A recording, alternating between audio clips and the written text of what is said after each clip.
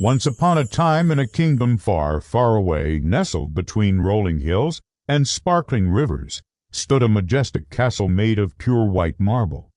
The castle was home to King Theodore, a kind but troubled ruler. For years, his kingdom had been struck by bad luck. Crops failed, animals fell sick, and a heavy fog hung over the land, stealing away people's happiness. Ho, ho, ho! One day, the king summoned his wisest adviser, a man known for his calm mind and clever solutions. "I've lost hope," the king confessed, his voice heavy with worry. "Our people suffer, and I don't know how to help them." The adviser nodded understandingly. "Your Majesty," he began, "sometimes when we lose hope, we forget to look up. There might be an answer up in the sky." Ho, ho, ho! Intrigued, the king followed his adviser's gaze upwards, and there in the hazy sky they saw it, a single brilliant star shining through the gloom. "What does it mean?" the king asked, mesmerized. "It means," the adviser said, "that somewhere in our kingdom there's a child who is pure of heart. Ho, ho, ho! If we can find this child and bring them to the castle, their innocence might lift the darkness that has fallen on our land." The king, desperate for hope, agreed. He sent out a royal proclamation, calling for a search to find the purest-hearted child in the kingdom. Soon, villagers came forward with their children, each claiming their offspring were the most innocent. Ho, ho, ho! But as the king spoke with them, he sensed no special purity in any of them. Disheartened, he was about to give up when suddenly a young woman carrying a basket approached him. She was simple in dress, yet carried herself with quiet dignity. When she stepped forward, the king could feel a sense of calm and purity emanating from her. Ho, ho, ho! "My Majesty," she said softly, "this child in my basket is my youngest. I believe her heart is the purest in the kingdom." As she lifted the cloth covering the basket, the king saw the most beautiful baby girl he had ever seen. Her eyes sparkled like stars, and her smile lit up her face with innocence. Ho, ho, ho! As the baby girl grew, the king and queen took her under their wing, showering her with love and affection. They named her Celeste, meaning heavenly in their ancient tongue. Day by day, Princess Celeste grew more beautiful and intelligent. At 16, she was renowned throughout the kingdom for her kindness and grace. Still, the king worried that she alone couldn't save the kingdom. Ho, ho, ho! One day, while strolling through the castle gardens, the king confided in the princess. "Celeste, my dear, our kingdom is suffering. I brought you here hoping your purity would save us." But nothing has changed. Celeste stopped to smell a rose. Her brow furrowed in thought. "Father," she said softly, "I may be young, but I think I know what I must do." Ho, ho, ho! The king and queen were puzzled.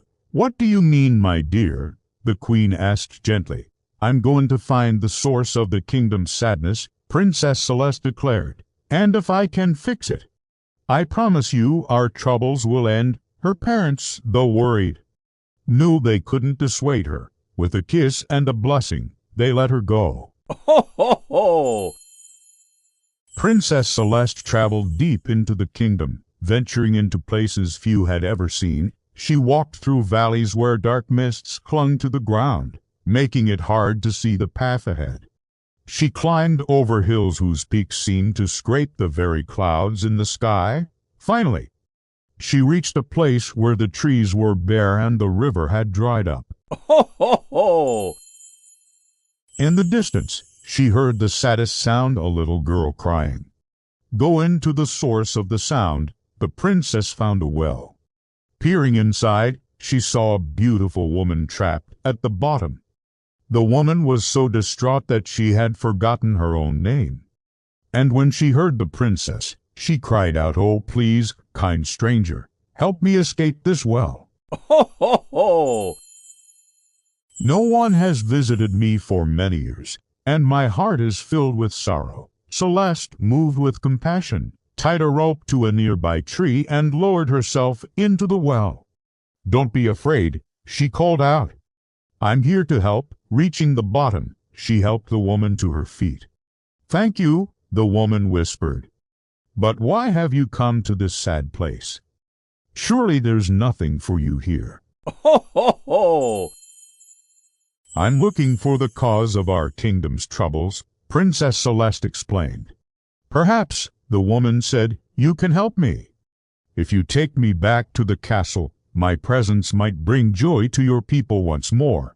And so Princess Celeste brought the woman back to the castle. People rejoiced at the sight of someone new, and their smiles returned after years of gloom. Ho, ho, ho! Seeing the change, the king and queen embraced their daughter. They understood now that the source of their kingdom's sadness was this woman. And only Princess Celeste had the purity of heart to find her. As the years passed, Princess Celeste ruled wisely and compassionately alongside her parents. The kingdom flourished, its fields abundant, and its people happy. Ho, ho, ho! The princess never forgot the source of their troubles, though, and made sure to visit the well every year, bringing news from the kingdom and cheering up the woman who lived there. Together, they formed an unlikely bond of friendship, and so it was that the princess who brought light to her kingdom became known not only as Princess Celeste, Ho, ho, ho! but also as the Well Woman, a title that symbolized her deep empathy and kindness. This is a classic fairy tale about a king who loses hope and his daughter who goes on a quest to save their kingdom. Through her journey, she discovers that sometimes hope is hidden in the most unexpected places. Ho, ho, ho! The story teaches us to keep looking for hope even when things seem bleakest, and to remember that true strength comes from compassion and kindness. Ho, ho, ho!